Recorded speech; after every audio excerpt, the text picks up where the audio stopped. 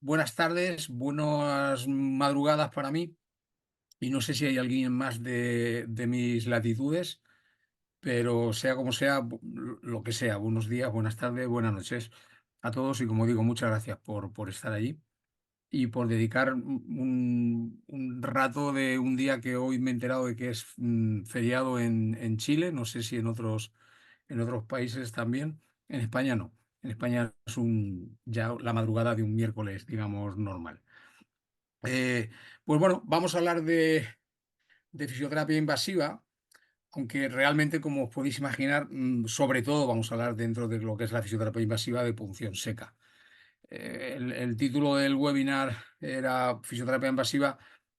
Yo creo que porque Mane quería destacar el hecho de que efectivamente es un término que acuñé yo hace mucho tiempo, con unos afanes un poco reivindicativos en unos años en donde eso de clavar agujas por parte de los fisioterapeutas no era algo que se tomara muy en cuenta o incluso que se discutía mucho. Y entonces, bueno, pues a mí como una forma de reivindicar que efectivamente existía una manera de tratar diferentes problemas usando la aplicación percutánea de diferentes herramientas, pues me parecía que era algo que entraba dentro de nuestras competencias profesionales. Y bueno, pues me inventé, digamos, este término de fisioterapia invasiva, inicialmente bastante discutido por mis propios colegas en España, pero que luego realmente ha sido, yo creo que unánimemente aceptado, al menos en todos los países de habla española. Eh, y entonces, bueno, pues hoy en día, como seguramente sabéis, pues hay múltiples técnicas de fisioterapia invasiva. Cuando yo acuñé este término, pues básicamente podíamos contar con los dedos de una mano las diferentes técnicas de fisioterapia invasiva que se podían incluir bajo este paraguas, pero la cosa es que ha eclosionado y hoy en día tenemos múltiples técnicas y la cosa va creciendo, además de dentro de la fisioterapia invasiva. Y aparte de múltiples técnicas, pues tenemos cursos, webinars, eh, libros, congresos de fisioterapia invasiva, eh, revistas de fisioterapia invasiva, másteres de fisioterapia invasiva, posgrados, etcétera, etcétera, etcétera. Lo cual, como digo, pues entre otras cosas me llena de orgullo, la verdad, porque, como digo, fue un término que yo básicamente acuñé para defenderme y para defender un poco ese territorio, esa parcela, y que me encanta que haya sido homogénea y unánimemente aceptado, al menos, como digo, en los países de habla hispana. Eh, pero efectivamente voy a entretenerme más y voy a dedicarme más a hablar de una de las parcelas de la fisioterapia invasiva, que es la punción seca. La punción seca, que es la técnica de fisioterapia invasiva que utilizamos para tratar, en principio, los puntos gatillo miofasciales, aunque lo cierto es que la técnica va aumentando sus indicaciones y ya no solamente nos aplicamos el tratamiento en puntos gatillo miofasciales, sino en otro tipo de puntos gatillo, no necesariamente miofasciales, o incluso en otro tipo de estructuras, no necesariamente puntos gatillo, ¿no? Eh, Algunas de estas indicaciones iré comentando en esta charla, en donde inicialmente voy a hablar un poco de lo que efectivamente es la punción seca y un poco las herramientas que utilizamos, eh, para luego hacer un repaso de la historia de la punción seca, del tiempo que llevamos usándola, incluso desde antes de tener esta denominación. Y luego pues haré un repaso que espero que no sea demasiado aburrido, porque aunque es un poquito árido, pero hay un pequeño repaso a las evidencias científicas, a la efectividad clínica y sobre todo a las evidencias científicas recogidas en diferentes revisiones sistemáticas. Y bueno, pues para terminar y para de alguna manera eh, dar una idea de que este es un aspecto y un campo absolutamente vivo y vigente, pues pondré algunos pequeños ejemplos de publicaciones recientes sobre el tema de la punción seca y sobre diferentes aspectos de esta técnica. Así que, bueno, pues vamos allá. lo dicho, si tenéis alguna duda, alguna pregunta, solo tenéis que abrir el micrófono y plantearme la pregunta. O si no queréis hacerlo por micrófono, ponedlo en el chat y ya me lo transmitirá Mane. Eh, Hablamos de punción seca como término que sería la traducción al castellano, una de las posibles traducciones, creo que la más adecuada, la más correcta, la que en su día hicimos del término en inglés dry needling, que la verdad es que eh, significa, como podéis imaginar, dry seco, needling es pinchar, clavar una aguja.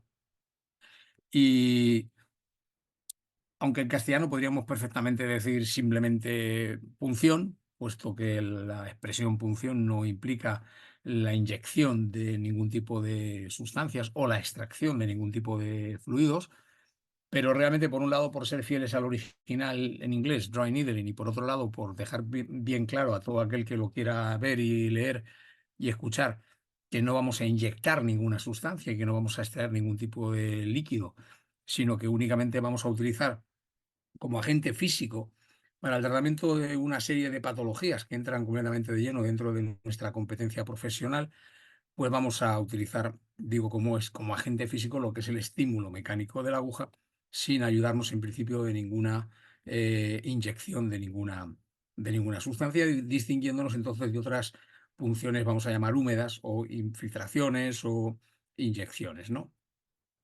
Eh, Las herramientas que se pueden utilizar para hacer punción seca, pues la verdad que cualquier objeto punzante nos serviría, desde una aguja de hacer punto hasta un cuchillo de carnicero, pero obviamente las herramientas que recomendamos utilizar son más bien otras, más ligeras. Entonces se pueden utilizar agujas hipodérmicas, agujas intramusculares. No es la herramienta que solemos recomendar, porque es una herramienta, como podéis ver en esa imagen, bastante gruesa, bastante gorda, y además con el extremo biselado, lo cual la convierte en un objeto cortante y lacerante de los tejidos. Y, y la verdad es que no ha demostrado ser superior a otro tipo de herramientas. Así que no es, como digo, la herramienta que solemos recomendar, aunque perfectamente se puede utilizar. Es decir, si un día no tenéis otra cosa para hacer punción seca que una aguja hipodérmica, podéis perfectamente usar esa aguja hipodérmica para hacer. ¿Qué es lo que recomendamos utilizar? Pues recomendamos utilizar, cuando es posible, pues las que solemos llamar agujas de filamento sólido o agujas filiformes macizas.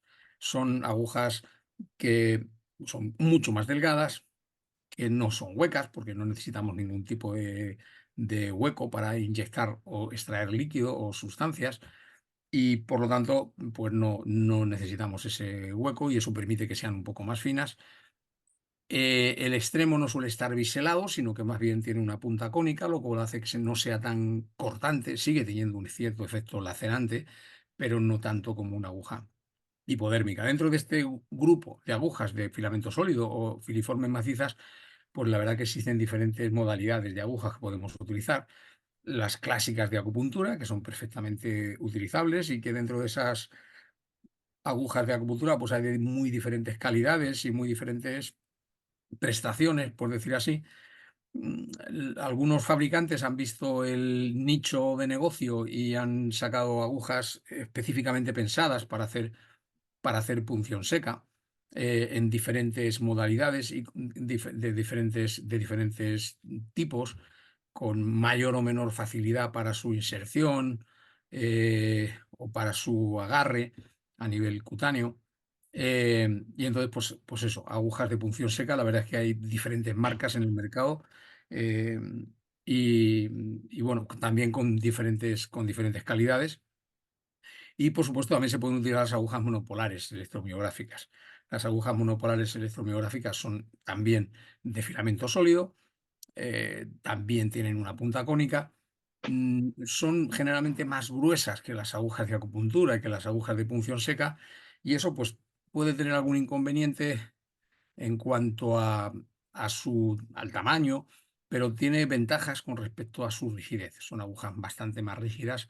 Y cuando hablamos ya de agujas de una determinada longitud, a partir de los 50 milímetros, que ya tienen grosores de 0,45 milímetros, por ejemplo, pues tienen grosores que son prácticamente el 50% más o a veces incluso porcentajes superiores a las agujas de acupuntura o a las agujas de punción seca y eso hace que sean, digamos, más fácilmente dirigibles y más fácilmente controlables. No son tan flexibles, no se doblan tanto y por tanto se dirigen con mayor seguridad. Y en según qué zonas, pues la verdad que la aguja electromiográfica monopolar te da cierta tranquilidad. Podrías pensar, hombre, como es más gruesa, a lo mejor es más dolorosa, pero no necesariamente es así. Las agujas electromiográficas monopolares, por motivos de aislamiento eléctrico, van recubiertas de teflón, que como sabéis es un material que reviste otro tipo de herramientas y sirve como material antiadherente, así que es algo que facilita mucho el deslizamiento de la aguja. Únicamente la puntita de la aguja, 0,1 milímetro de la punta de la aguja, es metal, es el metal que quedaría expuesto para así detectar los cambios de las diferencias de voltaje, ¿no? En las exploraciones electromiográficas. Bueno, pues ese revestimiento de teflón que tiene básicamente ese objetivo de aislar eléctricamente la aguja, pues tiene esa otra ventaja de que la aguja entra y sale con bastante suavidad en general. También en esto hay diferentes calidades y y diferentes marcas con diferentes calidades. Mm, El problema que tenemos con las agujas electromiográficas monopolares, al menos en España, no sé en otros países, en Estados Unidos, por ejemplo, sé que son muchísimo más baratas. Siguen siendo más caras, obviamente, que las agujas de acupuntura y de punción seca, pero son mucho más baratas que en España. En España no consigues agujas electromiográficas monopolares por menos de 6 euros cada aguja. Y, y puede que incluso más caras que eso. Lo cual, pues, obviamente, nos limita mucho su uso simplemente para hacer punción seca. Pero obviamente podríais perfectamente utilizarla con ese fin. Eh, Otro tipo de agujas que podemos utilizar para hacer punción seca en un contexto muy concreto, de una técnica muy concreta, que es la técnica de Fu, es las agujas que llevan catéter. Agujas que, que van metidas dentro de una funda de plástico, que es el catéter, y que, como sabéis, son utilizadas sobre todo en medicina y en enfermería para buscar vías. Entonces se introduce la aguja con el catéter dentro del vaso y luego se retira la aguja para que lo que quede dentro del vaso sea un tubo de plástico flexible y evitar así que con los movimientos el vaso se lesione. Como digo, es una técnica concreta, muy específica de punción seca superficial, que es la técnica de Fu, la técnica de punción seca subcutánea de Fu, y que ciertamente como es una técnica de punción seca, aunque él empezó utilizando las agujas convencionales de catéter tipo Avocat o Introcan, etcétera, pues terminan diseñando sus propias agujas, que son macizas, que son, digamos, filiformes, pero que no metemos dentro del grupo de las agujas de filamento sólido, de las filiformes macizas, porque la punta es biselada, no es una punta cónica, y también tiene ese efecto más cortante. Eh, por último, otra aguja que también se puede utilizar para la punción seca es la aguja mini bisturí o llamada Akutomo. Inicialmente fue bautizada con ese nombre, Akutomo. Es una aguja que, como su nombre indicaría, Akutomo es una aguja que corta. Es una aguja y como ese otro nombre, ese nuevo bautismo de mini bisturí, pues hace claramente énfasis en eso, en su capacidad para que en el extremo sea como una especie de bisturí, mini bisturí, que tiene ese objetivo de cortar los tejidos. Es una aguja bastante gruesa, como ves, de 1 milímetro de grosor, pero luego en la punta se estrecha muchísimo hasta el punto de convertirse eso en una hoja. Eh, bueno, es una aguja que se ha utilizado en algunos ensayos clínicos y ha mostrado cierta superioridad con respecto a las agujas de acupuntura, lo cual pues realmente hace que, bueno, pues que sea una herramienta que podéis plantearos un día usar. Yo no la he usado nunca, entre otras cosas porque los que proponen su utilización proponen hacerlo en un ambiente estéril de un quirófano, cosa que yo pues no tengo a mi disposición. Y realmente con otro tipo de herramientas no se hace necesario. No sé hasta qué punto es imprescindible usarlas dentro de ese ámbito, pero lo cierto es que cuando se han publicado ensayos clínicos con estas agujas siempre se ha hecho en el ámbito de un quirófano.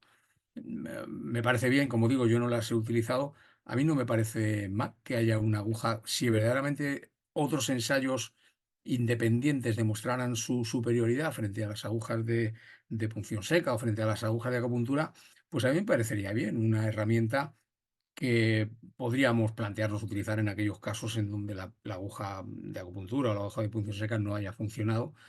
Pues bueno, pues a lo mejor antes de dar el salto a otro tipo de sustancias más caras, como pueda ser, por ejemplo, la toxina botulínica, pues antes de plantearte ese salto, pues probar con este tipo de aguja. Insisto, siempre que se demostrara en ensayos clínicos fiables y independientes su superioridad. Eh, para nosotros la punción seca tiene básicamente dos intereses. Por un lado, su interés diagnóstico. Eh, la punción seca eh, ha demostrado ser superior a la palpación a la hora de provocar dolor referido, lo cual convierte la punción en una herramienta que puede ser muy efectiva para establecer conexiones y relaciones causa-efecto entre un determinado punto y una determinada sintomatología. Generalmente usamos la palpación para diagnosticar un punto gatillo activo, pero como seguramente sabéis, la palpación ha demostrado que solo consigue producir dolor referido cuando presiona puntos gatillo, solo lo consigue en un 54 aproximadamente por ciento de los casos. Es decir, que hay muchos casos que se le escapan, muchos puntos gatillo activos que con la palpación, con la presión ejercida sobre el punto gatillo, no somos capaces de, de provocar y de reproducir su dolor referido. Así que la aguja ha demostrado ser muy superior a la palpación en este sentido, tampoco infalible, pero donde la aguja, donde la palpación alcanza solamente un 54% de eficacia para provocar dolor referido, la aguja consigue casi un 90% de eficacia, un 87,6, creo recordar, un 87,6% de efectividad a la hora de provocar el dolor referido del paciente, lo cual obviamente la convierte en una herramienta que puede ser muy interesante, porque en muchos casos en donde la palpación solo consigue provocar un dolor puramente local, a pesar de que ese punto pudiera ser activo, la aguja consigue mucho más eficazmente y mucho más fácilmente y en un mayor número de casos provocar el dolor referido de ese punto gatillo y así hacer que el paciente reconozca o no ese dolor como su dolor, lo cual, como sabéis, es lo que permite distinguir a un punto gatillo clínicamente activo de un punto gatillo clínicamente latente. Así que ese es un interés indudablemente eh, en algunos músculos más que en otros y en algunos pacientes más que en otros, tremendamente importante, ¿no? Eh, Otro posible interés en esta esfera diagnóstica sería el que llamamos el fenómeno varilla, el efecto varilla. Este es un efecto que describe un antropólogo norteamericano llamado Daniel Dennett en un libro maravilloso que os recomiendo leer, que se llama La conciencia explicada, y ahí dedica un pequeño párrafo a hablar de esto, del stick effect, que, bueno, pues traducido como el efecto varilla o el fenómeno varilla, y que él nos explica cómo cuando palpamos a través de un palo, pues realmente ese palo te transmite sensibilidad y te da la impresión como de que tú tienes sensibilidad en el extremo de esa varilla, de ese palo. Eh, Obviamente no es así, pero claro, las terminales nerviosas que tenemos en los dedos que sujetan ese palo, la capacidad estereognósica de nuestras articulaciones, etcétera, pues nos permite efectivamente sentir las cosas que tocamos a través de un palo. Y si queréis hacer la prueba, cogéis un bolígrafo e intentáis palpar con ese bolígrafo con los ojos cerrados, para que podáis percibir diferentes durezas, diferentes texturas, ¿no? Con el palo ese, con el bolígrafo. Obviamente, cuando haces punción seca no necesitas cerrar los ojos. En el momento en que la aguja ha atravesado la piel, ya no sabes dónde está la punta de la aguja. Y lo cierto es que a base de práctica y de, digamos, entrenar estas sensaciones, pues puedes perfectamente percibir cosas a través de la aguja y puedes percibir cómo la aguja atraviesa la barrera del músculo, cosa que nos interesa mucho cuando estamos haciendo punción seca profunda, por ejemplo, en el tórax, y queremos asegurarnos de que verdaderamente llegamos al músculo sin pasarnos, sin meternos donde no debemos. Entonces, esas sensaciones que la aguja te transmite pues son muy importantes para verdaderamente saber dónde estás.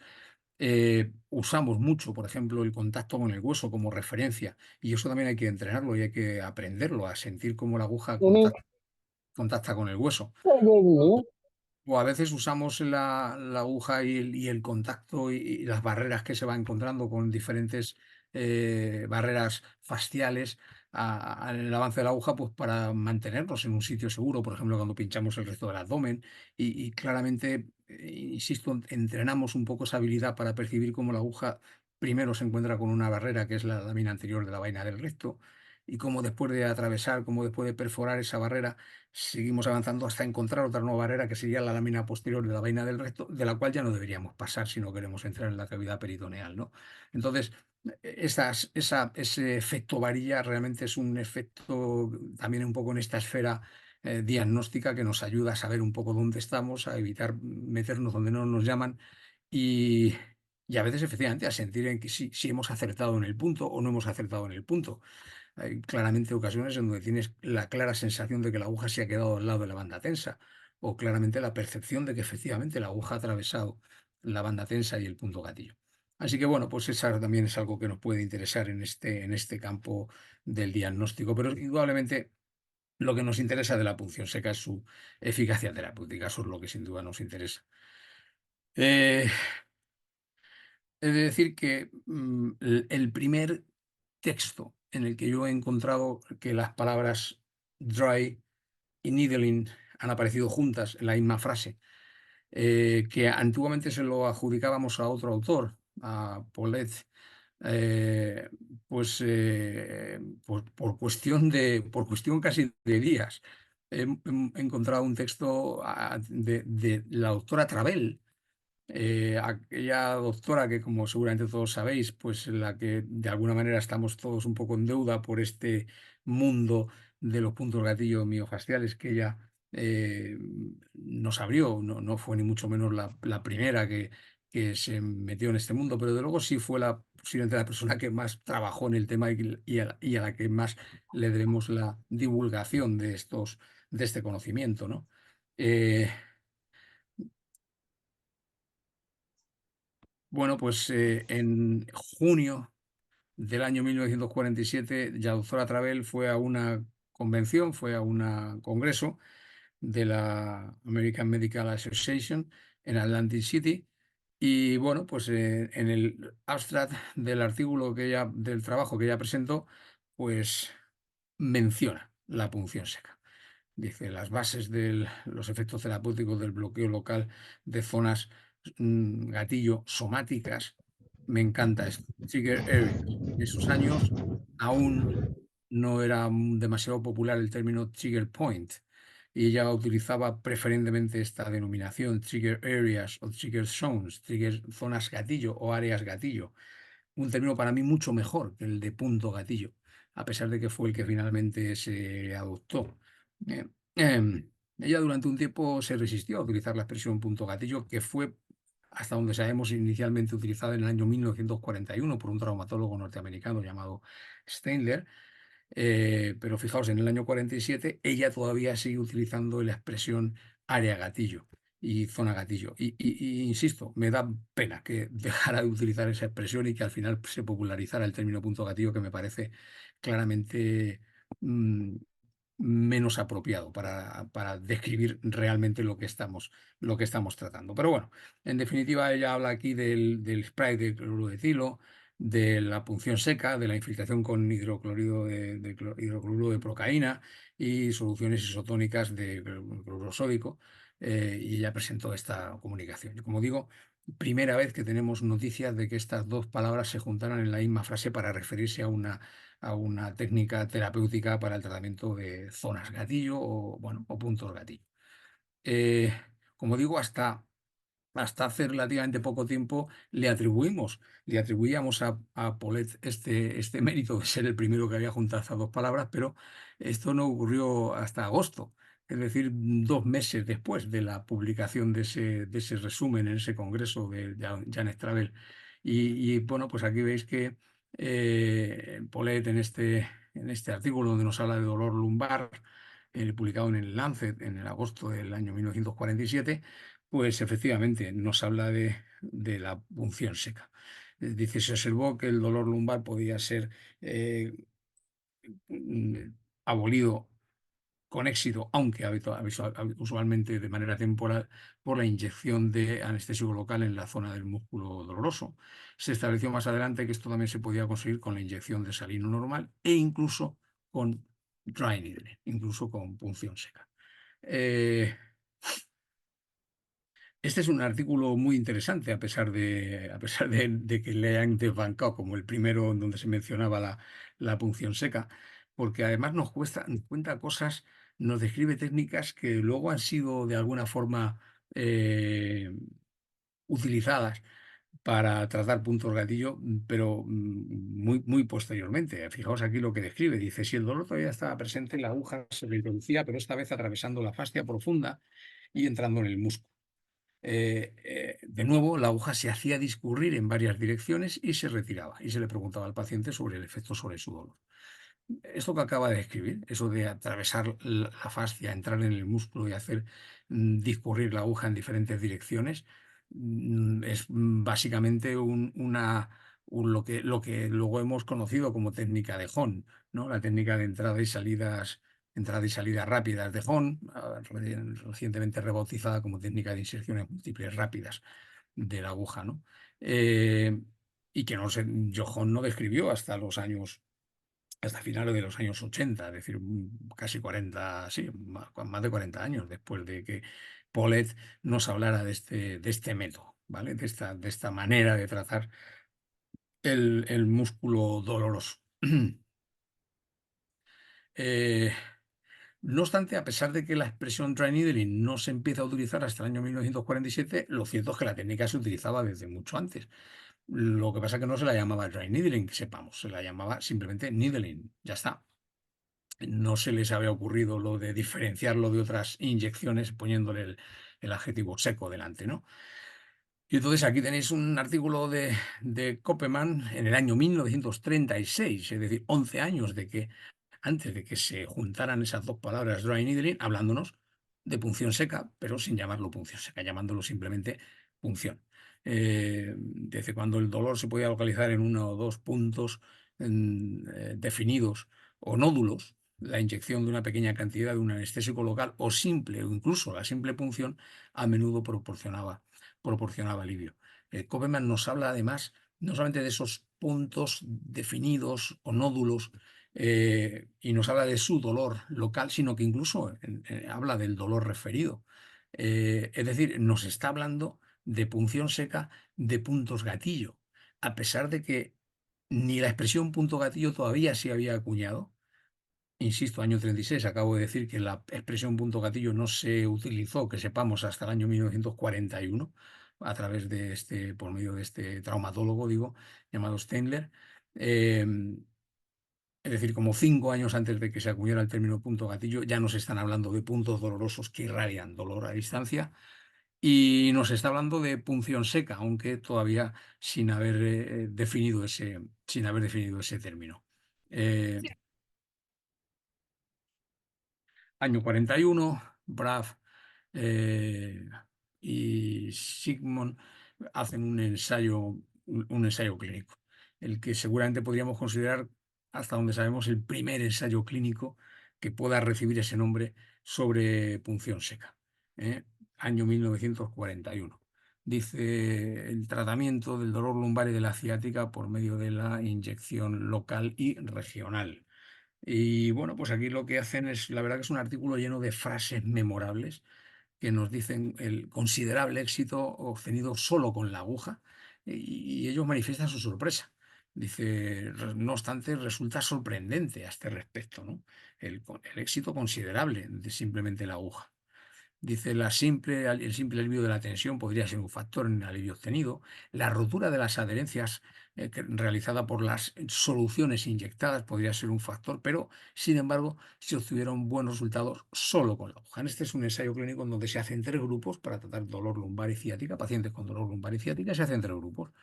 A un grupo se le hace inyección de anestésico local a una determinada concentración, a otro grupo se le hace inyección de anestésico local a otra concentración superior y a otro grupo se le hace solo la aguja, solo punción.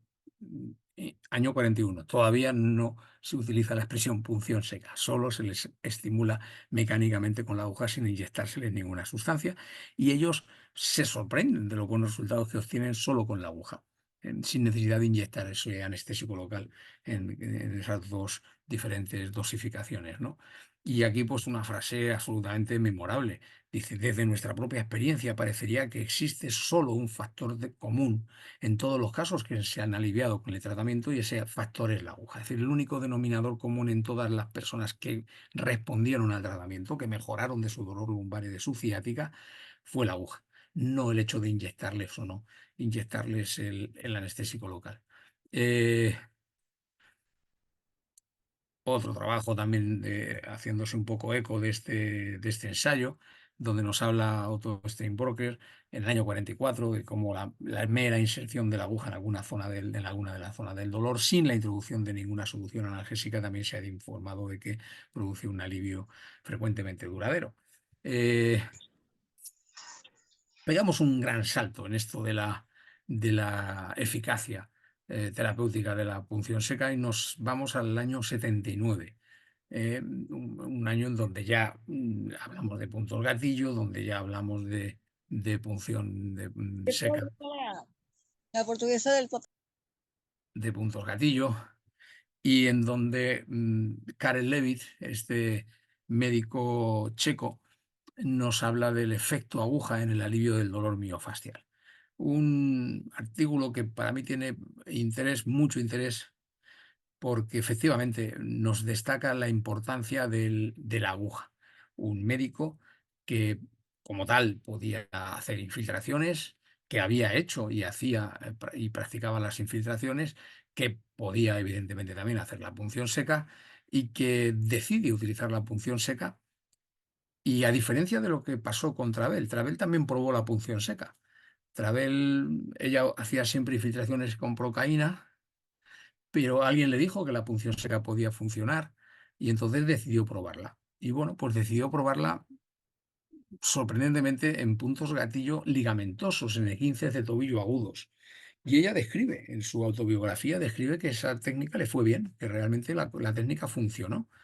Lo que pasa es que ella le pareció que la infiltración del anestésico local era más efectiva o sobre todo menos desagradable y menos dolorosa para el paciente y por tanto ella decidió seguir con la infiltración de la procaína a pesar de haber constatado y haber publicado y haber presentado en esos congresos buenos resultados de la punción seca.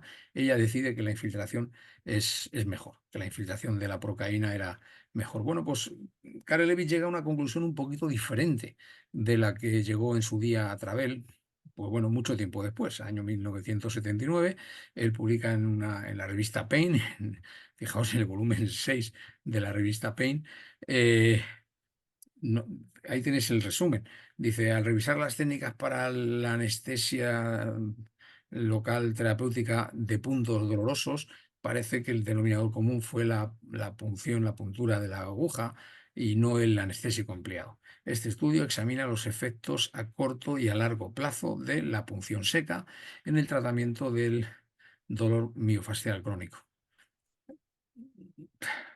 Yo cuando hablo de Karel Levitt no sé si llamar punción seca o llamar punción checa, dado que era de Praga. Lo siento, no puedo evitar hacer este tipo de chistes malos, disculpadme. Eh, en el tratamiento del dolor miofascial crónico. Dice, se trataron 241 pacientes y 312 sitios de dolor con punción. Cuando el punto más doloroso era tocado con la aguja, se observaba una analgesia inmediata sin hipoestesia. Eh, y eso se observó en 86,8% de los casos.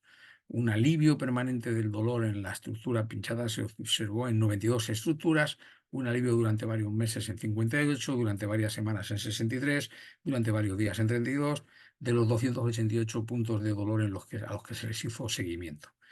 Eh, Fijaos lo que dice. Él dice, cuando se encuentra con la aguja el punto de máximo dolor, se obtiene una analgesia inmediata sin hipoestesia. Cuando utilizas el anestésico local se produce hipoestesia, bueno, e incluso anestesia, evidentemente. Y según él, el uso del anestésico local realmente lo que hace es entorpecer la localización de ese punto de máximo dolor. Con lo cual, él, a diferencia de Travell, decide que es mejor la punción seca que la infiltración, porque sin el anestésico local, él tiene mayor posibilidad de localizar con precisión ese punto más doloroso. Añade en su resumen, dice, la efectividad del tratamiento estaba relacionada con la intensidad del dolor producido en la zona gatillo y en la precisión con la cual el sitio de máxima sensibilidad era localizado con la aguja. El efecto, la analgesia inmediata producida por la punción en el punto de dolor se ha denominado el efecto aguja, lo he denominado él, el efecto aguja. Así que, como digo, una persona que podía hacer infiltraciones, que había probado las infiltraciones, y que había probado la punción seca y decide que es mejor la punción seca, que el anestésico lo que hace es complicarte la vida a la hora de localizar el punto de máximo dolor y que es, en su opinión, ese efecto de la aguja, no del anestésico, ese efecto de la aguja lo que es verdaderamente eficaz y por tanto considera que el anestésico no hace es más que estorbar a esa localización precisa y exacta del punto de máximo dolor, ¿no? Eh, Voy a pasar rápido esto porque no es ni más ni menos que un montón de artículos que se han ido publicando a lo largo de los años en donde se han comparado la punción seca con diferentes sustancias. Fijaos que ya hemos hablado de un ensayo clínico publicado en el año 1941 en donde se sorprendían de los efectos y de la eficacia de la punción seca frente a la inyección de anestésicos locales. Y me parece legítimo y razonable, me parece legítimo y razonable que... ¿Cómo puede pasar eso? ¿Alguien ha pintado en la presentación? Yo no he sido, ¿eh? Digo, me parece legítimo y razonable que, que en aquellos tiempos se muestre sorpresa por los efectos de la punción seca frente a la inyección de un anestésico local. Lo que pasa es que esa sorpresa a día de hoy todavía persiste. Todavía la gente se sigue sorprendiendo de la eficacia de la punción seca frente a la infiltración de las sustancias más variadas, ¿no? Porque la verdad es que yo creo que ya no quedan prácticamente sustancias por probar e inyectar en los puntos gatillo. Yo, según mis cálculos y a juzgar por las cosas publicadas, básicamente quedaría por probar el gazpacho y poco más. Y poco más, yo creo que se ha probado de todo. Se han probado anestésicos, por supuesto, se han probado sueros salinos a diferentes concentraciones, isotónicos, hipertónicos, se han probado sueros glucosados, se han probado saines, se han probado corticoides, se han probado toxinas, se han probado ozono, se han probado antihistamínicos. En fin, ya digo, prácticamente se ha probado casi cualquier cosa. Mm, Y en la mayoría de los estudios no hay apenas prácticamente diferencias entre usar o no usar alguna sustancia, ¿no? Y ahí tenéis un ensayo en el año 87 donde efectivamente se comparan diferentes técnicas de inyección junto con la punción seca. Eh, eh, otro ensayo, otro ensayo, año 1989 también, donde se prueban diferentes tratamientos para el dolor lumbar, también con punción seca, también en efectos similares. Un estudio del año 94 en el que me voy a detener un poquito. Con vuestro permiso me voy a detener un poquito porque me interesa analizar este, ya que es un tema que además últimamente hay cierta controversia con ello. Y es esta inyección, este estudio de Hong, como digo, publicado en el año 94, donde compara la punción seca frente a la inyección, la infiltración de lidocaína para el tratamiento de puntos gatillo miofasciales. Eh,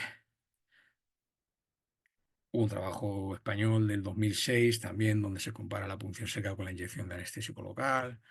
Eh, Otro trabajo, de alguna forma, replicando el trabajo que acabo de comentar de Honen, donde se utiliza también la punción seca frente a la lidocaína. Eh, este es un estudio en donde se compara la punción seca frente a la toxina botulínica. Eh, con esto de la toxina botulínica, la verdad es que hay resultados un poco dispares. Hay algún artículo como este de Venancio en donde la punción seca es ligeramente inferior a la toxina. Hay otro artículo más reciente en donde la toxina es inferior, significativamente inferior a la punción seca en el tratamiento, por ejemplo, del masetero en ese artículo. Un trabajo también donde se comparan dos técnicas para tratar puntos gatillo invasivas, una infiltración frente a punción seca, y podríamos seguir. La verdad es que esto es un no parar, ¿no? Y la gente se sigue sorprendiendo, ¿no? de los efectos solo de la aguja. Como os decía, me detengo un momentito en explicar este, este trabajo de Hahn, publicado en el año 94, donde nos habla de efectivamente la infiltración de lidocaína frente a la punción seca para los puntos gatillo miofaciales y donde nos destaca algo en el subtítulo del artículo, la importancia de la respuesta de espasmo local. En este trabajo, Hahn coge 4 grupos de pacientes con dolor cérvico-craneal y los divide a estos pacientes en 4 grupos, digo. A 2 de ellos les hace infiltración de lidocaína y a otros 2 de ellos les hace punción seca. Eh, a los dos de infiltración de lidocaína, de los dos a los que les infiltra lidocaína, a uno le hace infiltración de lidocaína provocando respuestas de espasmo local y al otro le hace infiltración de lidocaína sin provocar respuesta de espasmo local. Básicamente, la táctica para conseguir en un grupo provocar respuesta de espasmo local y en el otro no provocarlas es la velocidad con la que introduce la aguja. Cuando la aguja se introduce con una cierta velocidad, se provoca con cierta facilidad respuesta de espasmo local si la aguja efectivamente atraviesa el punto gatillo. Cuando esa aguja atraviesa el punto gatillo pero a una velocidad muy lenta, pues no provoca esa respuesta de espasmo local o más difícilmente consigue esa provocación de la respuesta de espasmo local. Así que básicamente eso es lo que hace a un grupo. Le hace entradas y salidas rápidas inyectando a la vez lidocaína cada vez que se produce una respuesta de espasmo local, que es la que se conoce como técnica de Hahn. Eh, Al otro grupo se hace un número similar de entradas y salidas de la aguja, pero sin provocar respuesta de espasmo local y simplemente inyectando la lidocaína. Y en los 2 grupos de punción seca se hace lo mismo también. También se hace a un grupo entradas y salidas rápidas provocando respuestas de espasmo local y en el otro entradas lentas sin provocar respuesta de espasmo local. Así pues tenemos 2 grupos en los que se inyecta lidocaína, 2 grupos en los que se hace punción seca, pero también tenemos 2 grupos en los que se provocan respuestas de espasmo local y 2 grupos en los que no se provocan respuestas de espasmo local. ¿Vale? Bueno, pues cuando se analizan los resultados de estos 4 grupos, al final resulta que en el primer puesto y sin diferencias significativas entre ambos grupos están los 2 grupos en los que se provocan respuestas de espasmo local. Es decir, tanto en la infiltración de lidocaína que provoca respuestas de espasmo local como en la punción seca que provoca respuestas de espasmo local se obtienen resultados terapéuticos similares, sin diferencias entre ambos. Eh, Tampoco hay diferencias entre los 2 grupos, ligeramente superior la infiltración sin respuesta de espasmo local, pero también sin diferencias significativas frente al grupo de punción seca en el que no se provocaron respuesta de espasmo local. En resumidas cuentas, la infiltración tiene resultados similares a la punción seca siempre y cuando ambos provoquen respuestas de espasmo local. Esto significa, desde este punto de vista, en el trabajo de Hahn, que ha sido luego replicado incluso en conejos y recientemente, además, también se ha publicado otro artículo donde se insiste en la importancia de esta respuesta de espasmo local, pues que es algo que está cuestionado últimamente. Bueno, pues como digo, eh, se, se comprueba que la punción seca que provoca respuesta de espasmo local es igual de efectiva que la infiltración que provoca respuesta de espasmo local. Pero atención, que aquí hay un dato interesante, y es que la punción seca que provoca respuesta de espasmo local es más eficaz que la infiltración que no las provoca. Es decir, la punción seca es tanto o más eficaz que la infiltración en función de que tanto la punción seca como la infiltración provoquen o no respuestas de espasmo local.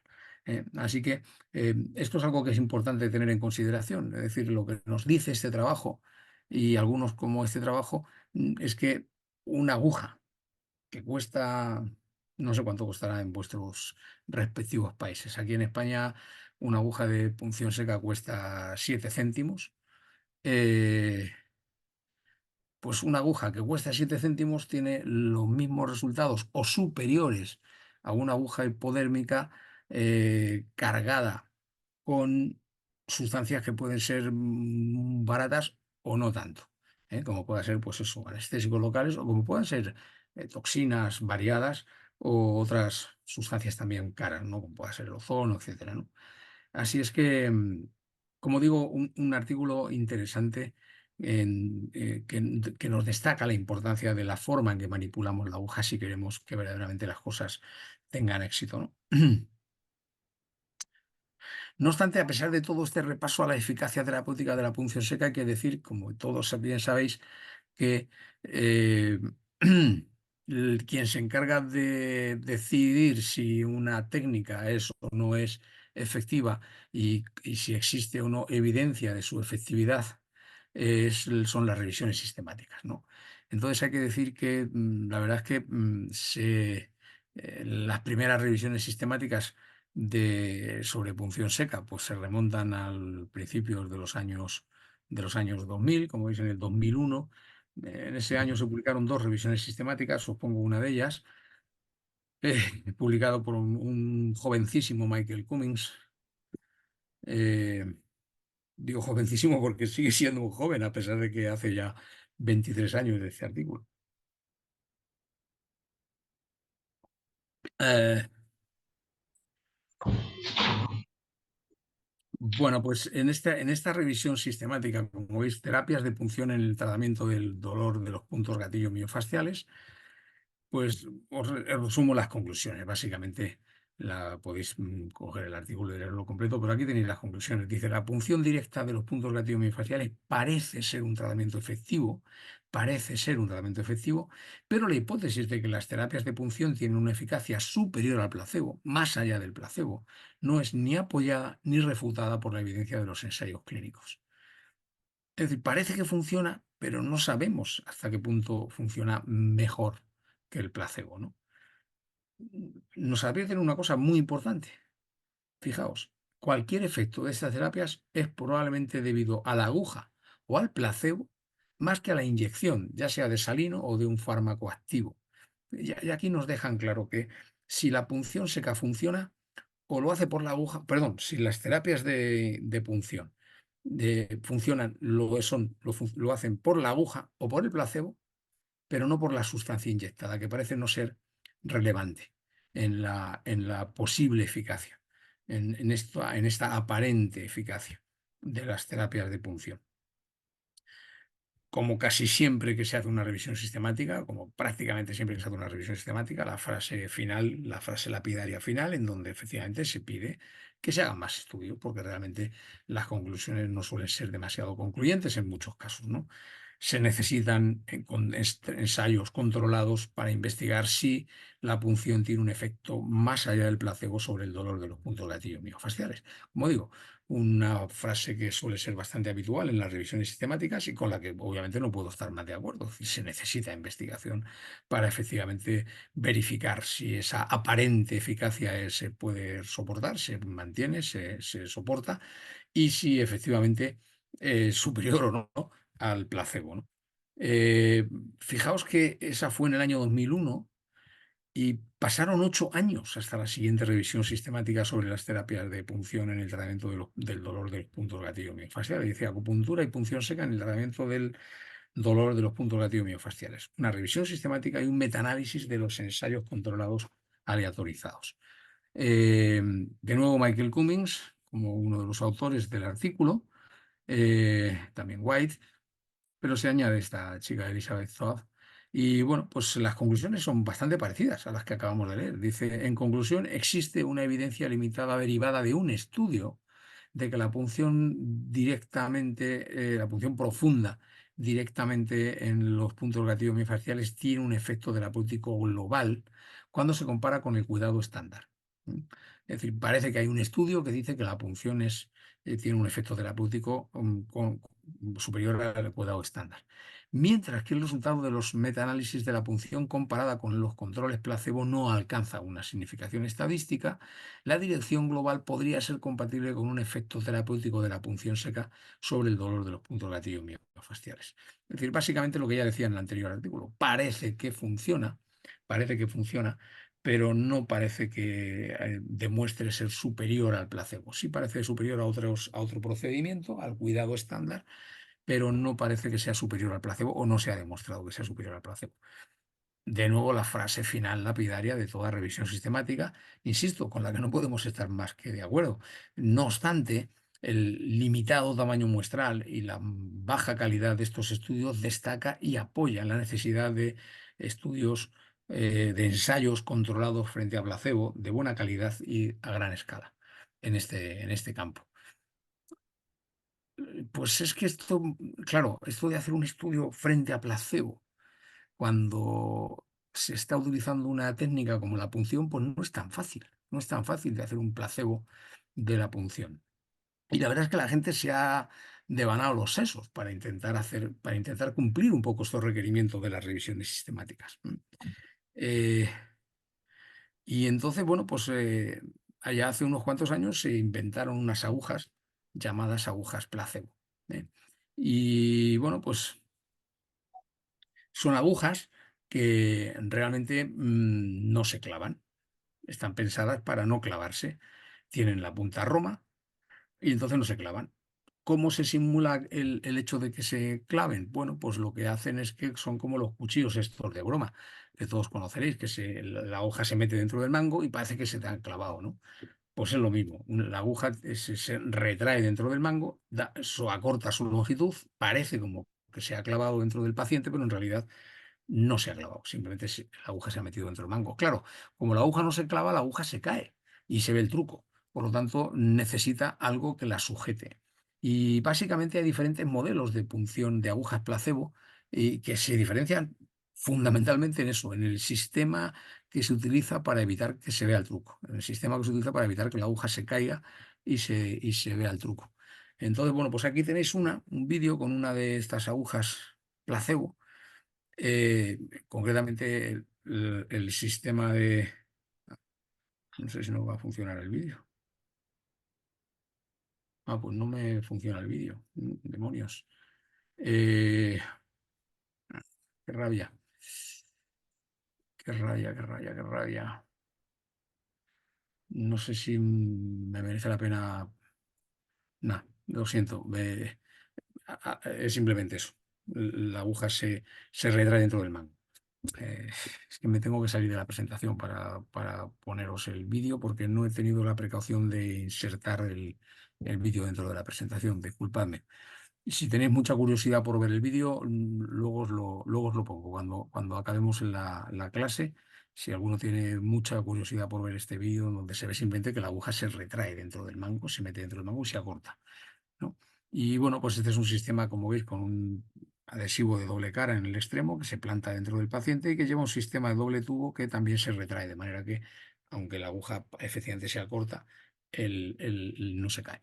Bueno, en resumen, eh, estos son agujas que se han pensado y se han utilizado ampliamente para ver la eficacia de la acupuntura, por ejemplo. También se han utilizado para el ámbito de la punción seca. Sobre todo en el campo de la acupuntura,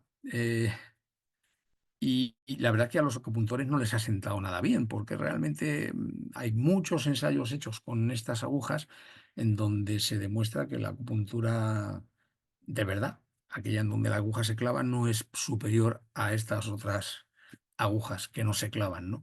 Entonces, claro, esto les ha molestado muchísimo a los que defienden el uso de la acupuntura y de entrada destacan algo en lo que no les falta cierta razón, y es que efectivamente quizá no es muy apropiado llamar a estas agujas placebo, porque realmente cuando las usas te das cuenta de que realmente sí que producen algún tipo de estimulación fisiológica.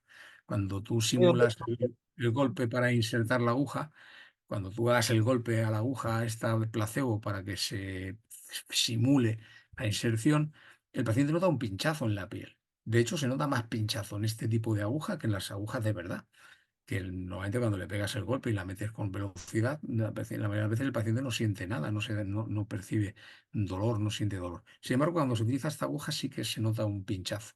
Así que no se puede hablar de un placebo como tal, porque sí que hay una estimulación fisiológica, efectivamente de baja intensidad, de baja intensidad, pero existe la estimulación de fibras A delta a nivel cutáneo, de fibras A beta, y claro, eso pues es una estimulación fisiológica, no es un placebo. No es algo absolutamente inerte, ¿no? Que es lo que se supone que es un placebo. Entonces, esta es una de las primeras cosas que critican los acupuntores, que efectivamente esto no se debería llamar aguja placebo, que más bien quizá deberíamos llamarlas agujas de punción simulada o agujas de acupuntura simuladas, según donde se vayan a probar, ¿no? Así que sí, insisto, no me parece inapropiado esta queja.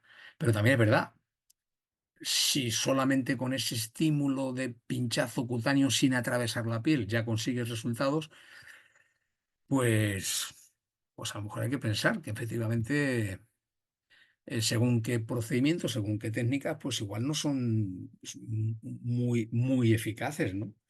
Así que bueno, sea como sea, efectivamente, estas agujas, aunque no haya que llamarlas placebo, pero realmente han servido para hacernos una idea de hasta qué punto, según qué cosas funcionan o no funcionan o son necesarias o no. En todo caso, eh, otra de las críticas que se hace de estas agujas es que no siempre consiguen engañar a quien cuando se las pones. Es decir, hay un porcentaje de personas que saben que no les has pinchado, lo cual significa que tampoco consiguen un enmascaramiento completo nunca. ¿Eh? Se han comprobado en diferentes ensayos que cuando se controlan dos aspectos, que son, uno, que la gente que participa en el ensayo clínico nunca le hayan pinchado, no le hayan hecho nunca punción seca o no le hayan hecho nunca acupuntura.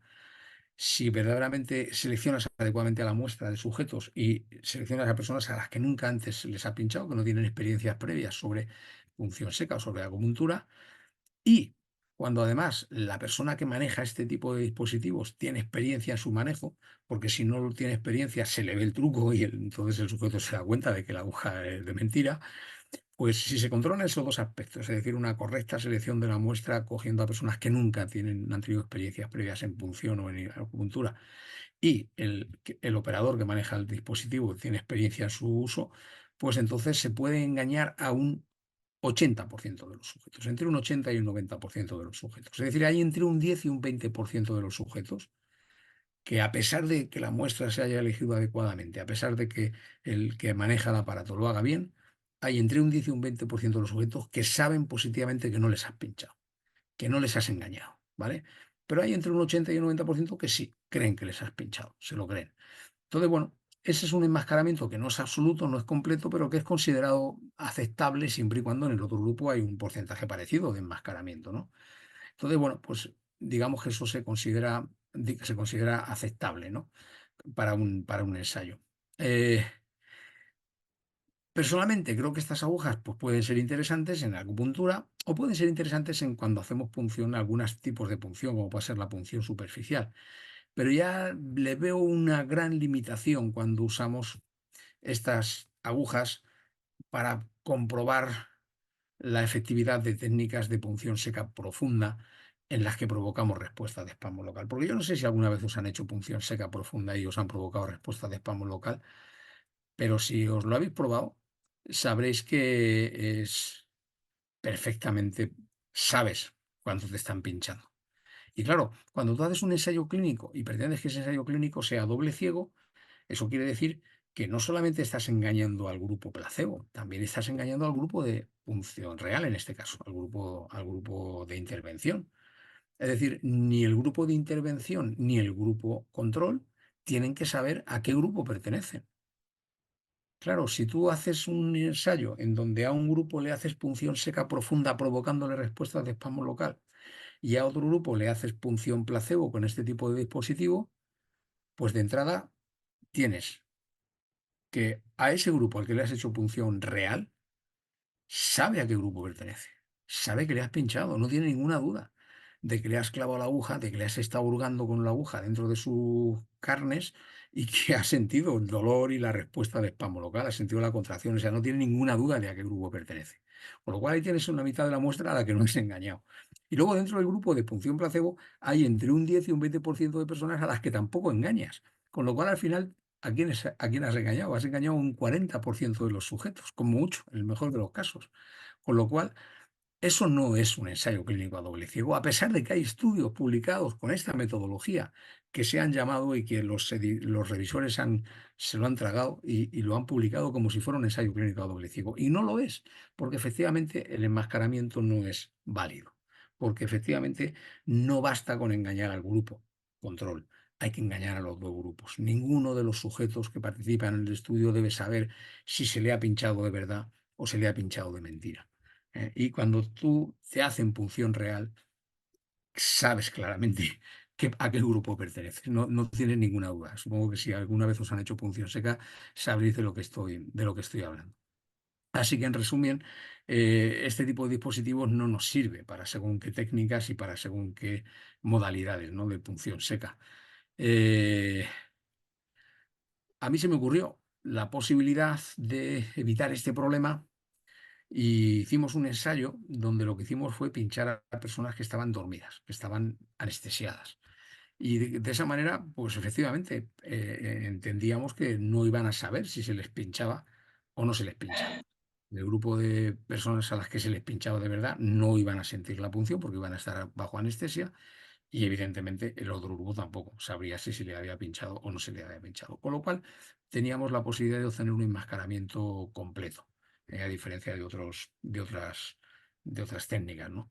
Así que eso hicimos. Pusimos a sujetos a los que se les iba a poner una prótesis de rodilla y en el hospital donde yo trabajo, y bueno, pues se les iba a operar en el turno de tarde, así que ingresaban por la mañana de ese mismo día. Antes de ingresar venían a la unidad de fisioterapia, donde mis compañeras Teresa y Estela les evaluaban, les hacían un montón de pruebas, les miraban el dolor con la escala analógica visual, les miraban con el alcómetro el umbral de dolor a la presión, localizaban los puntos y se los marcaban, los activos se los marcaban en azul, perdón, en rojo, los latentes en azul. eh, Se documentaba con estas fotografías, se les medía la fuerza con un dinamómetro digital, se les medía la movilidad con un inclinómetro digital, se les hacían cuestionarios de dolor y Sí se aprende, pues. de rigidez, el WOMAC, y también de calidad de vida, el SF-12, en fin, y muchas pruebas, ¿no? Y luego, pues efectivamente, cuando ya ingresaban y pasaban al quirófano, yo averiguaba si pertenecían al grupo de punción real o al grupo de control, y en función de eso, pues esperaba que estuvieran anestesiados y les pinchaba o no les pinchaba. Les hacía la punción real en los puntos gatillo que estaban marcados en las diferentes zonas, o no les hacía la punción. Y eso básicamente fue el estudio. Hicimos 40 sujetos, 20 en cada grupo, y, mira, pues este vídeo sí funciona. En este vídeo, pues nada, es uno de los sujetos que estaba totalmente anestesiado y que, sorprendentemente, para sorpresa nuestra, conseguimos respuesta de espasmo local. Se ve una contracción en el tensor de la fascia lata, algo que no nos esperábamos y para lo que no tengo una explicación demasiado clara. Pero bueno, solo pasó en este sujeto y en otro. Solamente pasaron dos sujetos y en dos músculos, nada más, en el tensor de la fascia lata de este individuo y en el gastrocnemio de otro. Y ya está, no tuvimos más respuesta de espasmo local, como era de esperar. Realmente es difícil entender estas respuestas de espasmo local en personas que están bajo anestesia. No tenemos muy claro cómo demonios puede ser que eso ocurriera. La anestesista, cuando veía esas contracciones, no daba crédito.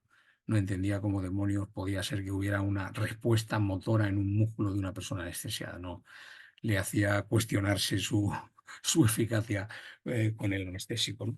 En fin, como digo, dos casos no tuvieron mayor repercusión en los resultados. Dos casos, insisto, en músculo en uno y en otro músculo en otro sujeto, ¿no? Por tanto, los resultados ya vimos que no tenían ninguna relevancia. Esa provocación de la respuesta no tenía ninguna relevancia estadística. Pero bueno, a lo que voy, eh, lo que pudimos ver, yo la verdad que cuando hice este diseño no contaba con que fuera a haber resultados, porque claro, les hacíamos un solo tratamiento de punción seca bajo anestesia y luego les íbamos a evaluar al mes, a los 3 meses y a los 6 meses. Entonces, pensar que los resultados de un tratamiento de punción seca efectuado en el contexto de una cosa tan agresiva y tan traumática como es una prótesis de rodilla, que los resultados de eso se fueran a mantener a un mes, a 3 meses y a 6 meses después del tratamiento, de ese único tratamiento, pues la verdad es que yo sinceramente tenía pocas esperanzas de que la cosa funcionara, pero era la forma en la que se me ocurría que podíamos hacer un estudio verdaderamente a doble ciego, ¿no? Eh, la verdad es que teníamos intención de hacer una evaluación a la semana del tratamiento, pero eso ya en los sujetos que hicimos previos, antes de empezar el ensayo clínico, hicimos varios sujetos de ensayo para ver, para ajustar la metodología y para ajustar todas las intervenciones. y pudimos ver que esa exploración que teníamos previsto hacer a la semana era inviable, porque el sujeto estaba demasiado dematoso, el miembro, y era prácticamente imposible explorar sus puntos gatillo y demás. Por lo tanto, esa exploración a la semana tuvimos que renunciar a ella y nos conformamos con ese mes, 3 meses y 6 meses, haciendo coincidir las evaluaciones de fisioterapia con las visitas que hacían a la revisión de traumatología, ¿no? Como manera de a- hacer una exploración del dolor en el posoperatorio inmediato, pues se nos ocurrió esta posibilidad, que es una forma indirecta de valorar el dolor, no totalmente fiable, porque no es fiable completamente, ya que hay muchos aspectos que influyen en este asunto, pero lo cierto es que hubo resultados estadísticamente significativos a favor del grupo de punción seca.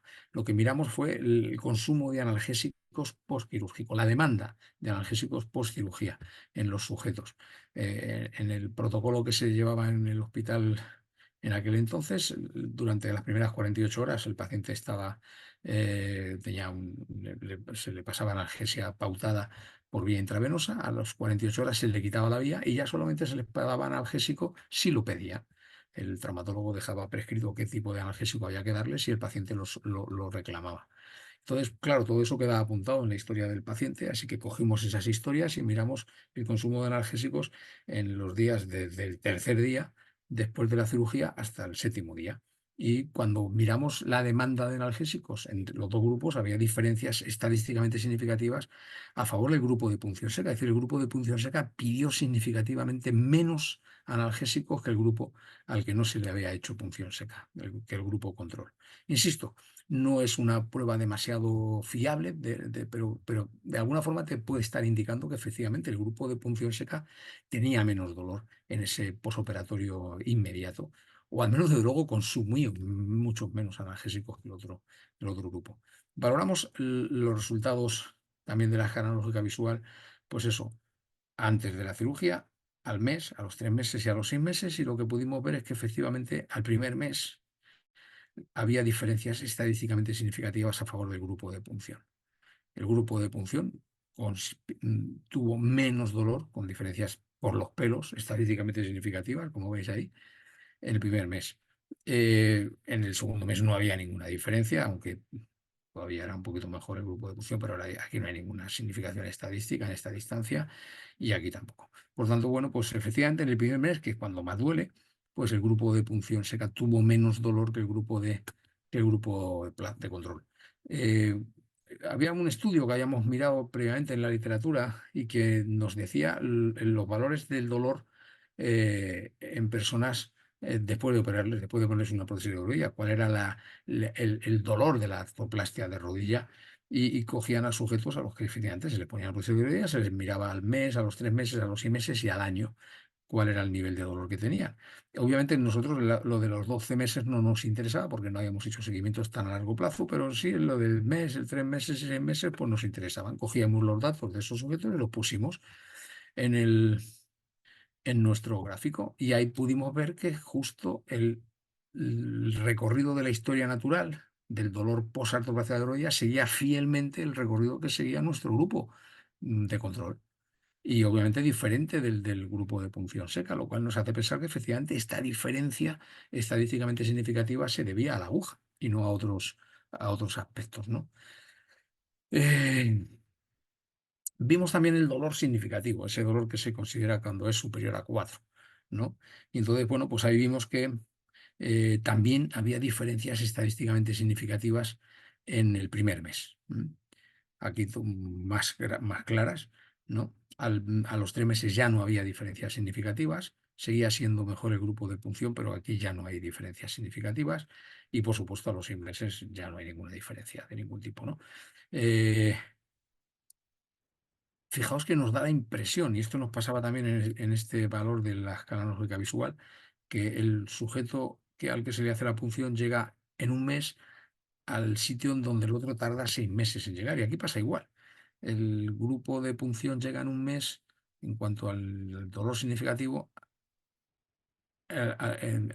llega a ese mismo sitio donde luego el otro tarda 6 meses en alcanzar, ¿no? Cuando cogemos los datos del estudio este de la historia natural, del dolor significativo. Aquí la medición de la escala lógica visual la hacen en escala de 100, no de 10. Entonces, bueno, pues, pero es igual, es fácil de trasplantar. Lo pusimos aquí y vemos de nuevo que nuestro grupo de placebo, nuestro grupo control, mejor dicho, lleva exactamente la misma trayectoria que el grupo de la historia natural y que efectivamente eso se desvía del grupo de punción. Eh, este es un parámetro que no se miró en el estudio este de la historia natural, pero nosotros lo hicimos por curiosidad y vimos que en el primer mes había diferencias también por los pelos, diferencias estadísticamente significativas a favor del grupo de punción en personas que no tenían ningún dolor. ¿Eh? Fijaos que en el pre-cirugía, antes de la operación, todos tenían dolor, un 0% de ellos no tenían ningún dolor, o sea, todos tenían dolor, pero fijaos que el 35% de los sujetos en el grupo de punción ya no tenían ningún dolor en el primer mes y solo un 11% en el grupo de control, ¿no? Con diferencias estéticamente significativas. Fijaos que aquí convergen en los 3 meses y luego a los 6 meses parece que las cosas cambian, pero en realidad, como os podéis imaginar, esta diferencia es por los pelos significativa. Esta diferencia no tiene ninguna significación, ¿no? No es una diferencia como tal. Pero sí, efectivamente, en el primer mes, un porcentaje muy superior de personas en el grupo de punción no tenían dolor, tenían un dolor cero. No vemos diferencias estadísticamente significativas en la prevalencia del síndrome de dolor miofascial. Decimos que una persona sufre un síndrome de dolor miofascial cuando tiene al menos un punto gatillo miofascial activo. Puedes tener más de uno, pero al menos necesitas tener un punto gatillo miofascial activo para que puedas ser diagnosticado un síndrome de dolor miofascial, ¿no? Eh, entonces, bueno, pues aquí vemos, por poco no alcanzamos significación estadística. Efectivamente, el grupo de punción seca tuvo menos prevalencia de síndrome de dolor miofascial en el primer mes que el grupo de control, pero sin que se alcanzara una significación estadística. Es decir, la presencia o no de puntos gatillo activos era menor en el grupo de punción que en el otro, pero sin alcanzarse diferencias significativas en el primer mes. Luego, por supuesto, como veis, la diferencia ya no existía, ¿no? En fin, creo que es el primero y podría casi decir, casi podría decir hasta la fecha, el único estudio donde se hace realmente una punción seca con un enmascaramiento completo de todos los sujetos. Ninguno de los sujetos sabía si se le había pinchado o no se le había pinchado. Con lo cual, pues de alguna manera, es, a mi modo de ver, el primer estudio y hasta donde yo sé, el único estudio en donde esto se puede afirmar con total claridad. Y claramente esto ha hecho que las cosas cambiaran. Realmente, a partir de este trabajo y de otros estudios que se han hecho a continuación, pues las revisiones sistemáticas han cambiado un poco en sus conclusiones, ¿no? Y esta es una revisión sistemática publicada en el año 2013, donde, pues fijaos, dice efectividad de la punción seca para el síndrome de dolor miofascial del cuadrante superior. Sistema de revisión sistemática y metaanálisis. Y dice las conclusiones: basado en la mejor evidencia disponible actual, la de grado A, recomendamos la punción seca comparada con la simulación o con el placebo para la disminución, para disminuir el dolor inmediatamente después del tratamiento y a las 4 semanas en pacientes con síndrome de dolor miofascial del cuadrante superior. Debido al pequeño grupo, como siempre, la frase lapidaria final, debido al pequeño grupo de ensayos de alta calidad publicados, de ensayos clínicos aleatorios publicados hasta la fecha, se necesitan estudios adicionales bien diseñados para apoyar esta recomendación. Pero la cosa ha cambiado. Hemos pasado del parece que funciona al funciona y podemos recomendarlo para esta zona, para este tipo de dolor y durante al menos 4 semanas. Y lo cierto es que a partir de aquí, las revisiones sistemáticas, que fijaos que entre la primera y la segunda tuvieron que pasar 9 años o 8 años, entre el 2001 de la primera y el 2009 de la segunda. Y la verdad que a partir de este momento, las revisiones sistemáticas ya llega un momento en que ya no cuesta seguirles la pista porque se publican varias cada año, ¿no? Y esto, al margen del resultado de esas revisiones, algunos salen favorables, otras salen no tan favorables de cara a la punción seca. La mayoría salen favorables, pero no siempre es así. Pero lo que básicamente significa, desde mi punto de vista, y es para mí el valor que tiene las revisiones sistemáticas, es que hay muchos estudios. Si hemos pasado de que pasaron 8 años entre una revisión sistemática y la siguiente, porque no había apenas publicaciones sobre el tema, pero de golpe, a partir de este año, pues empieza a haber todos los años revisiones sistemáticas, lo cual significa que hay muchos ensayos clínicos. Si cogéis algunas disciplinas dentro del mundo de la fisioterapia y miráis las revisiones sistemáticas que se publican sobre ella, veréis que o no hay, o hay muy poquitas. Técnicas, incluso dentro de la fisioterapia invasiva. Eh, pues resulta que apenas hay revisiones sistemáticas, o hay una, o no hay ninguna, que no quiere decir que la técnica no funcione, o no funcione peor, o funcione mejor. Sencillamente es que no hay ensayos que te permitan hacer una revisión sistemática sobre la técnica. Y eso ya de por sí, para mí, ya significa algo. Para mí ya significa algo. Eh, Voy a pasar un repasito rápido, no me voy a enrollar, porque si no, la verdad que aquí nos eternizamos y no sé qué hora es. Las 3:20. Ostras, las 3:22. Hemos empezado a las 2, ya llevo una hora y pico. ¿Cuánto tiempo llevo de...? Una hora y media ya pasada. Madre mía. O por ahí, no sé. Bueno, perdonad, me queda todavía un poquito. Si aguantáis. Eh, si ves que me pongo muy pesado y os aburrís mucho, me lo decís. Eh, pero voy a pasar un poco rapidito en estas revisiones, ¿no? Ahí el efecto de la punción en el dolor punto faciales para el cuello y hombros, una revisión sistemática y tal. Bueno, 2014. Como siempre, se necesitan más ensayos y de mejor calidad. Resultado contradictorio con respecto a la localidad frente a la punción seca, una evidencia limitada de no haber diferencia entre la punción seca y el placebo para el dolor y nivel de actividad. Bueno, eh, año 2014. Evidencia del uso de punción seca en la fisioterapia en el tratamiento del dolor de la cervicalgia tensional o cervicogénica. La punción seca, las conclusiones son que la punción seca parece ayudar en la cefalea tensional, aunque no se puede deducir que tratamiento es superior. Ha habido muy recientemente, en los últimos 2 o 3 meses, al menos 3 artículos en donde se habla de la eficacia de la punción seca en el tratamiento de la cefalea tensional crónica y con resultados curiosos. No me va a dar tiempo a presentaros, me temo, pero si os interesa el tema, hay, como digo, recientemente en los primeros meses de este año se han publicado al menos 3 artículos sobre punción seca en cefalea tensional. Uno de ellos es un caso clínico pero otro es un ensayo clínico. Bueno, interesantes. Eh, Año 2015, efectividad de la punción seca de los puntos gatillo miofasciales asociados con dolor de cuello y de hombro. También, la punción seca es mejor que el placebo, principalmente a corto plazo, la infiltración mejor que la punción seca a medio plazo, la punción seca respecto a tratamientos no hay una recomendación clara. Como digo, año 2015. También año 2015, una revisión sistemática para mí muy interesante de mi amiga Bárbara Cañí. Dice, evidencia del uso de la compresión isquémica y de la punción seca en el tratamiento de los puntos gatillo y del trapecio superior en pacientes con dolor cervical. Aquí nos habla de cosas que, perdonadme, pero me voy a entretener un poquito porque hay alguna cosa que me parece importante destacar. Dice, fuerte evidencia de la punción seca sobre el control del dolor. Evidencia leve para la mejora del movimiento y mejora del índice de discapacidad. De acuerdo. La punción seca parece no ser más efectiva que la infiltración, pero tampoco menos. Cuidado. La respuesta de PAMO local, fijaos, la respuesta de PAMO local es relevante.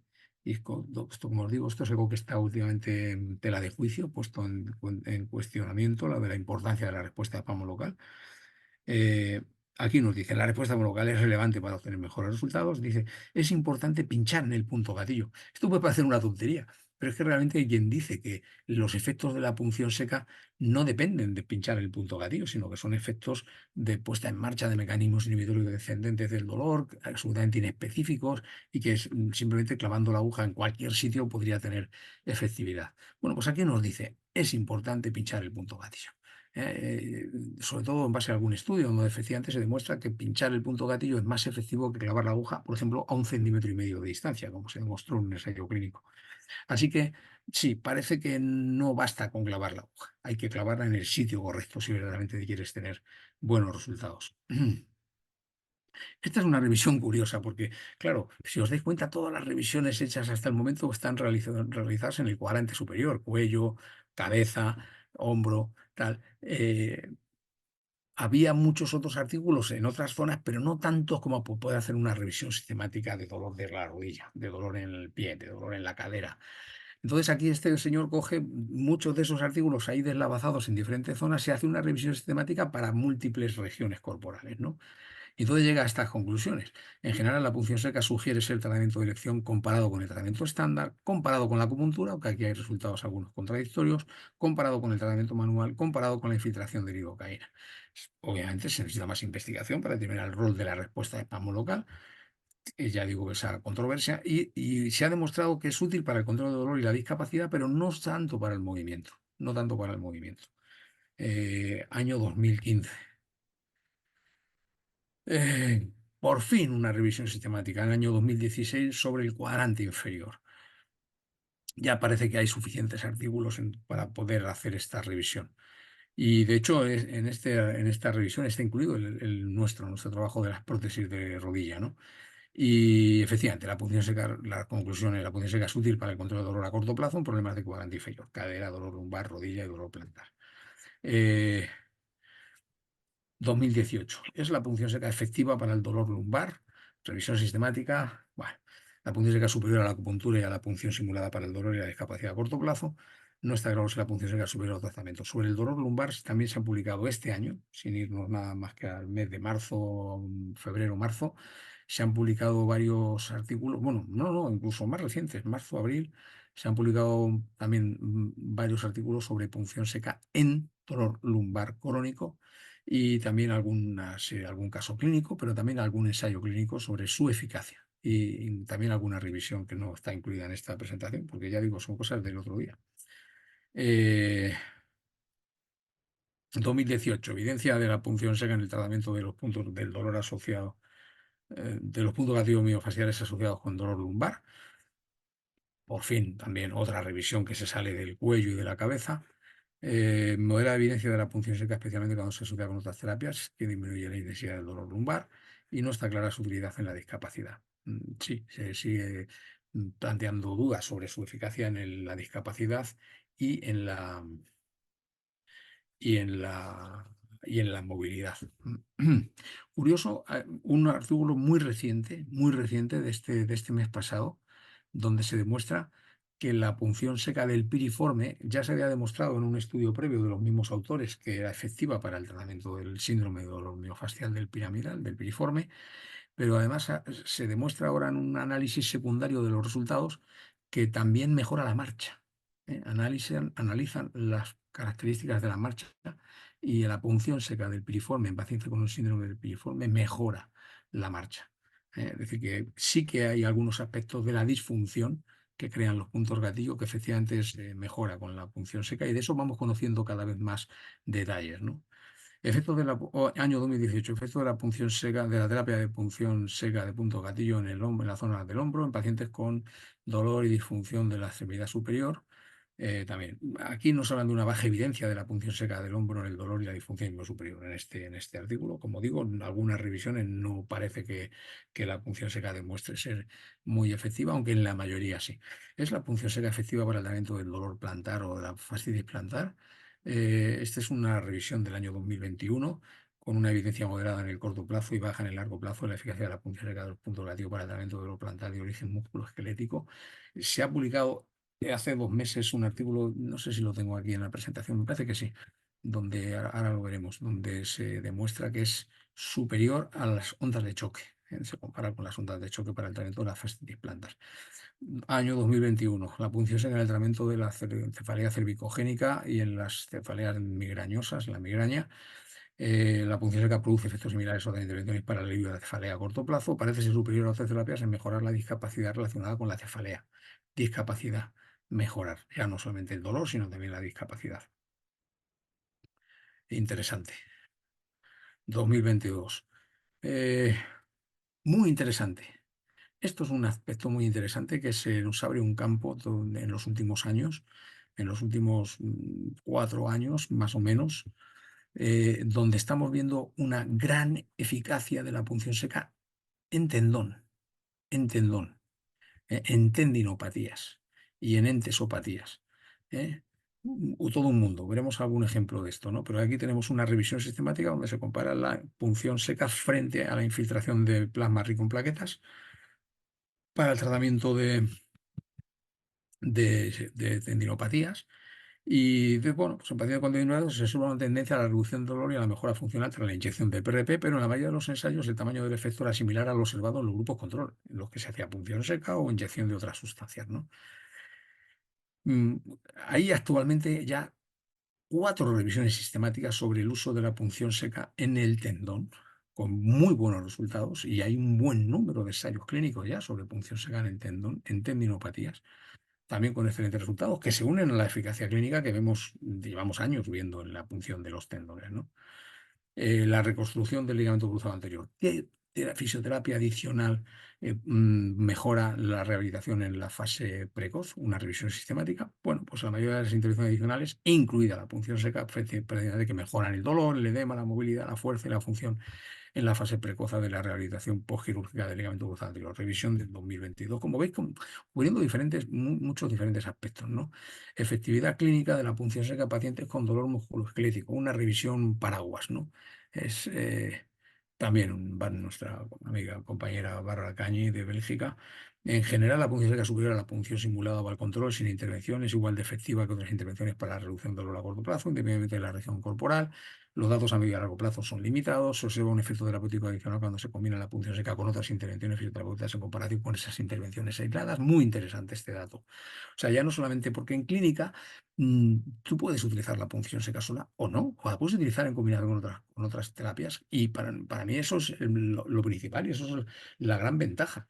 Y desde luego es una de las situaciones en donde se consiguen muchas de las mejoras, ¿no? Cuando se asocia la punción seca con otros tratamientos, ¿no? Y aquí en esta revisión nos hablan de eso, de cómo eficiente los efectos terapéuticos se observan, efectos terapéuticos adicionales cuando se combina. Hay varios ensayos recientes sobre el asunto, sobre cómo cuando se combina la punción seca con la manipulación se obtienen buenos resultados, por ejemplo, en la epicondilitis. Cuando se combina la punción seca con la manipulación a nivel o con otro tipo de intervenciones manuales a nivel lumbar, se mejora la lumbalgia. Eh, es decir, ya no solamente se empiezan a hacer ya estudios más pragmáticos, no tan analíticos en donde se compara la punción seca solo con otra cosa, solo, ¿no? Y esto de tratamientos multimodales ya empezamos a ver literatura al respecto y efectivamente es algo que de alguna manera reproduce mucho mejor lo que es la práctica clínica, ¿no? Esos estudios más pragmáticos. Aquí no puedo estar más de acuerdo con esta última conclusión. Necesidad de estandarizar los protocolos de punción seca. Cuando te lees artículos de punción seca te das cuenta de que no todo el mundo llamamos a la misma cosa punción seca. O sea que hay muchas maneras de hacer punción seca y realmente no estamos siempre de acuerdo sobre cuál es lo que llamaríamos función seca. Y eso es algo que puede producir también algún tipo de limitación a la hora de interpretar los resultados de diferentes ensayos, ¿no? Pero como veis, año 2023, y no es una revisión exhaustiva, ¿eh? De todas las revisiones sistemáticas. Año 2023, también efecto de la acupuntura y tratamiento similar, bueno, en fin. La efectividad de la punción seca, la mejora del dolor y de la función en comparación con otras técnicas en pacientes con dolor cervical crónico, una revisión sistemática con metaanálisis. La punción seca mostró mayor eficacia tanto en hombres como en mujeres en comparación con otras terapias. En comparación por edades, parece que los pacientes de más de 40 años se benefician de la punción seca más que los menores. Podría estar de acuerdo con esto. Efectivamente, sí, yo veo que a veces hay pacientes de mayor edad que se benefician y que aceptan y que toleran y se benefician más de la punción que otros pacientes más jóvenes. Se apoya el uso de la punción seca para mejorar el dolor y la función en pacientes con dolor cervical crónico en los plazos corto y medio. Eh, bueno, este es un estudio, bueno, nada, esta es una tontería. Este está aquí, básicamente no es una revisión sistemática ya, simplemente es uno de esos ejemplos, ¿no? De cosas que se van haciendo con la punción seca, en donde ya se prueba a validar si las técnicas que hemos descrito verdaderamente llegan a donde tienen que llegar, ¿no? Entonces, se han hecho varios estudios que de alguna forma tienen que ver conmigo. Este es un estudio en donde comparan si la punción seca del poplicio que yo he descrito cómo hacer, si verdaderamente llega al poplicio. Y efectivamente, en este estudio, en donde se menciona que la técnica registrada por Orlando Mayoral del Moral, efectivamente llega a donde tiene que llegar. Y este es un estudio hecho con ecografía, ¿no? Y se hizo otro similar hace poco también con otra técnica descrita por mí para el tibial posterior, aunque en ese artículo no me mencionan, a pesar de que la técnica la describí yo tal cual, ¿no? La utilizan en el ensayo, tanto en cadáveres como con ecografía, efectivamente demuestran que la punción seca que yo describí y diseñé, digamos, para pinchar el tibial posterior llega donde tiene que llegar y llega realmente al tibial posterior. Eh, Efectos de la punción seca de los puntos gatillo. en las medidas de fuerza y en los niveles de activación del glúteo medio. Esto es muy interesante porque tenemos mucha información sobre efectivamente el tema del dolor, pero no tanto sobre el tema de la disfunción, como he comentado, ¿no? Entonces ya empiezan a valorarse otro tipo de otros aspectos, como pueda ser la fuerza, como pueda ser también la movilidad. Y efectivamente, en algunos casos vemos claras mejorías en cuanto, por ejemplo, a la fuerza. La aplicación de la punción seca del punto gatillo a los puntos gatillo latentes en el glúteo medio puede aumentar de manera significativa la producción de fuerza inmediatamente tras la intervención, bueno, insisto, la importancia y el motivo por el cual este artículo está aquí, el año 2022. La relación entre el glúteo, los puntos gatillo latentes del glúteo medio y la fuerza muscular en sujetos sanos. ¿Eh? Los puntos gatillo pueden causar limitación del movimiento, afectando la activación la activación motora. Y efectivamente se comprueba el- que la punción de estos músculos hace mejorar la fuerza. Efectos inmediatos de añadir la punción seca y a la manipulación torácica y al ejercicio en la movilidad cervical en adultos con dolor cervical. Muy interesante. Mm, Aquí no se observan ningún cambio, ¿no? Entonces, en este caso, ¿no? El añadir punción seca a la manipulación espinal torácica y a los ejercicios cervicales no afectó a las mejorías en el Neck Disability Index, es decir, en el índice de discapacidad cervical, pero mostró un incremento en la movilidad. Curioso, ¿eh? Que veníamos diciendo cómo la movilidad no estaba del todo clara y como os digo, pues aquí se llega a la conclusión de que hacer la punción seca, además de la manipulación, no mejora prácticamente la discapacidad cervical, el Neck Disability Index, pero sin embargo sí que se observa una ganancia clara de movilidad cuando se incluye la punción seca. eh, Otros estudios de lo más curiosos en donde se intenta ver usando la ecografía como un método de investigación para ver en qué medida, qué tipo de tamaño de agujas y qué tipo de técnicas tenemos que utilizar para poder hacer la punción de una manera más segura, ¿no?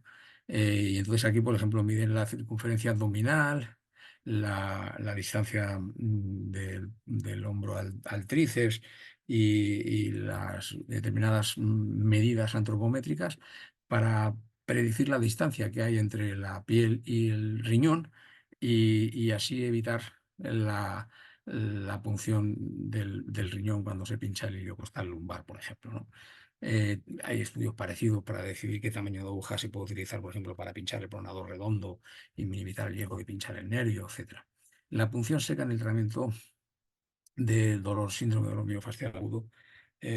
Bueno, este es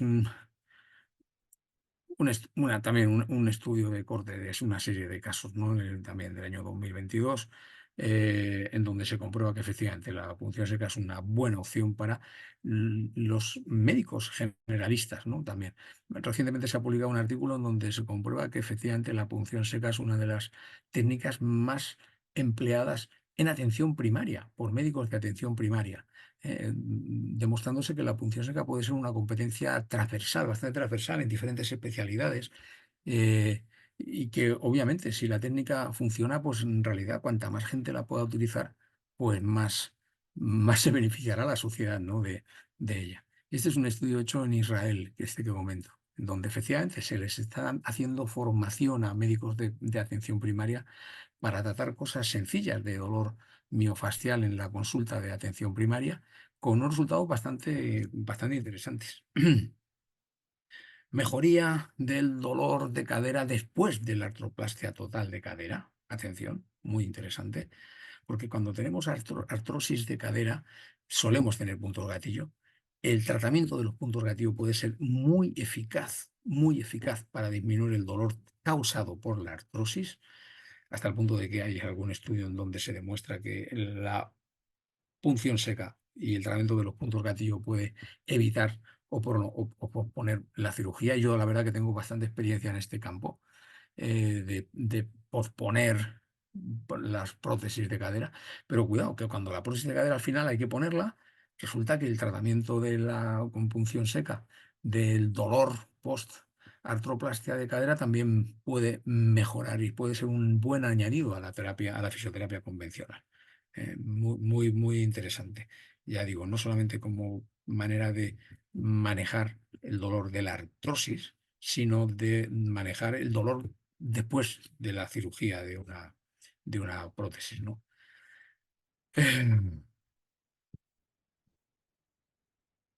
Otro trabajo también, este del año pasado, el año 2023, donde se hace la electropunción seca, una de las modalidades que podemos utilizar de manera bastante efectiva, pero de la que hay muy poquita investigación realmente, la electropunción seca, es decir, el asociar el estímulo mecánico de la aguja con el estímulo eléctrico, utilizando la aguja como electrodo, ¿no? Para hacer pasar la corriente y hacer llegar la corriente a donde queremos que llegue, ¿no? Hacia el punto gatillo o a la estructura que consideremos, ¿no? Esto para pacientes con dolor lumbar crónico. Dice, en comparación con las intervenciones multicomponentes no invasivas, la electropunción seca tiene unos efectos positivos sobre la discapacidad, sobre la intensidad del dolor, sobre la kinesiofobia y en reducir la sensibilidad del dolor a la presión de los puntos gatillo miofaciales en pacientes después del tratamiento y un seguimiento hecho a 2 meses.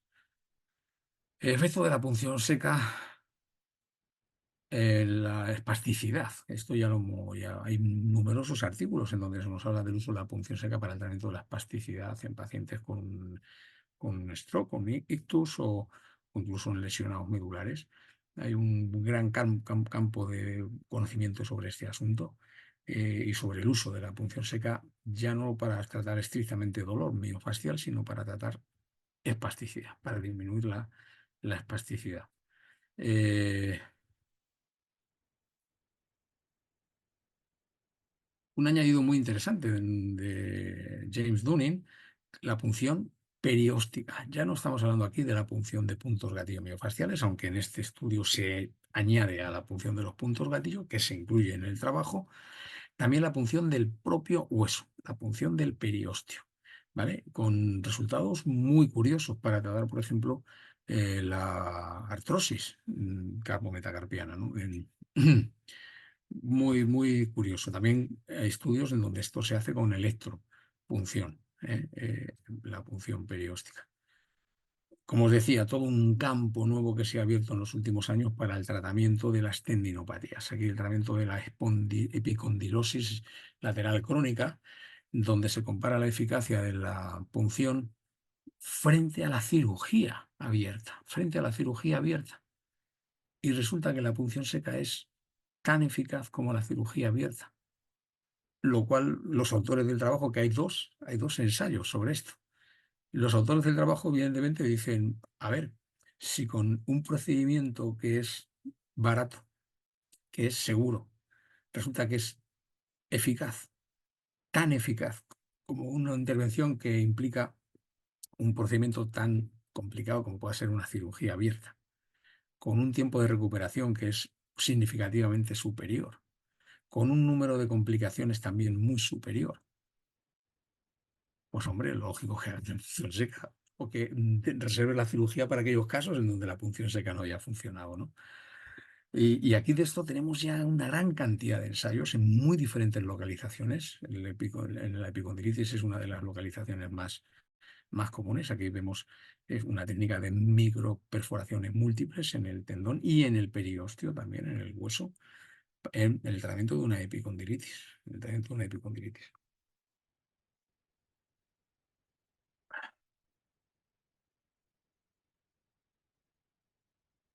Como digo, todo un campo nuevo de conocimiento sobre el tema de la punción del tendón. Eh, otro trabajo, insisto, bueno, es el mismo, sobre la verdad, de la cirugía abierta. Un trabajo muy reciente de este año. Eh, punción seca con electropunción seca percutánea, de nuevo James Dunning, en un ensayo aleatorio multicéntrico para el tratamiento de la epicondilitis, donde combina la manipulación con impulso, la técnica de Mills clásica, con la punción seca. Y en una punción donde las agujas se utilizan 8 agujas que se clavan en puntos gatillo, en el tendón y en el hueso, es una especie de protocolo establecido, de donde se clavan esas 8 agujas, se conectan a corriente eléctrica. Eso se asocia con la manipulación de Mills, con resultados también excelentes en el tratamiento de la tendinopatía lateral, ¿no? De la epicondilitis lateral. Eh, el trabajo que os comentaba hace un momento de la fascitis plantar, donde se compara la punción seca frente a las ondas de choque extracorpóreas para el tratamiento de la fascitis plantar, y en donde resulta que la punción seca en algunos aspectos tiene resultados similares a las ondas de choque, y en otros aspectos, especialmente en el dolor y en algunos de los otros parámetros, muy superiores a la onda de choque. Eh, Ya estoy terminando, ya estoy terminando. Solamente hay cosas curiosas que se han publicado en los últimos tiempos. Esto es un trabajo muy reciente de unos colegas aquí en España, donde seguimos intentando hacer que las técnicas de punción sean lo mejor toleradas por los pacientes. O sea, aparte de su eficacia, pues obviamente la punción duele y pues se produce ese fenómeno del dolor postpunción. Tenemos muchas maneras dentro de la fisioterapia de combatir ese dolor postpunción. Bueno, pues estos compañeros se han dado cuenta de que hay otra cosa que podemos hacer para controlar y disminuir el dolor postpunción, y es la terapia de espejo. Eh, Después de haber hecho punción en el extensor, en el braquiorradial, quiero recordar que es en el músculo en que le hacen punción a estos sujetos, y luego les hacen unos ejercicios con terapia de espejo, y hay claras diferencias en cuanto al dolor postpunción en el grupo en el que se añade esto de la terapia de espejo. Así que otra manera de alguna forma de mejorar las molestias relacionadas, o de hacer que la técnica sea más tolerable para el paciente, ¿no? Y esto la verdad que sí, es curioso. O bueno, aquí hay un campo que no es estrictamente de punción seca, pero que igual abre también alguna posibilidad.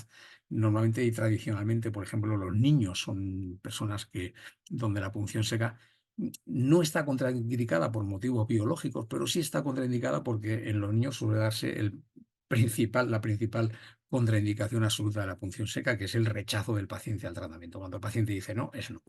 Y la verdad que los niños en nuestras culturas occidentales pues no son precisamente personas que acepten que para que se les quite un dolor tengan que pasar más dolor, ¿no? O que tengan que sufrir dolor para que se les quite un dolor. Y eso, pues la verdad que limita un poco la posibilidad de aplicar punción seca en niños. Normalmente recurrimos a los tratamientos conservadores, pero este es un artículo que, insisto, no tiene nada que ver con punción seca, pero que hace plantearnos a lo mejor también la posibilidad de adoptar este tipo de medidas. Aquí, para tratamientos invasivos a niños, como puede ser, pues, como veis ahí le están haciendo algún tipo de perfusión, tal, pues les pones unas gafas de realidad virtual y toleran perfectamente tratamientos invasivos que de otra manera no toleran. Entonces, bueno, pues bueno, ya digo, una posible campo que se nos abre para hacer que la técnica sea más tolerable, ¿no? Sobre todo en qué grupos de edad. El artículo, como veis, es efectividad de las intervenciones de realidad virtual para reducir el dolor, la ansiedad y el miedo a las agujas en pacientes pediátricos, ¿no? Y yo creo que ya está, yo creo que ya he terminado. De verdad que se podrían añadir muchísimos estudios, porque es que se publica muchísimo. Cada semana se pueden sacar unos cuantos artículos sobre punción seca. Como digo, no todos em, favorecedores de la técnica, no todos hablando de buenos resultados con la técnica, aunque sí la mayoría. Pero, pero bueno, me he limitado a poner algunas muestras de lo que se está haciendo, de lo que se está publicando en los últimos tiempos. Obviamente es imposible ponerlo todo, porque la verdad es que, como digo, hay muchas publicaciones y muchos campos que se nos abren para la punción seca, que vaya más allá de lo que simplemente serían los puntos gatillo, que vamos también a los puntos gatillo insercionales, a los puntos gatillo, a los puntos tendinosos, a los puntos gatillo ligamentosos, al periósteo, incluso la piel. Hay algunas intervenciones ahora a nivel cutáneo, ¿no? Bueno, en fin, que me enrollo. Mm, ya,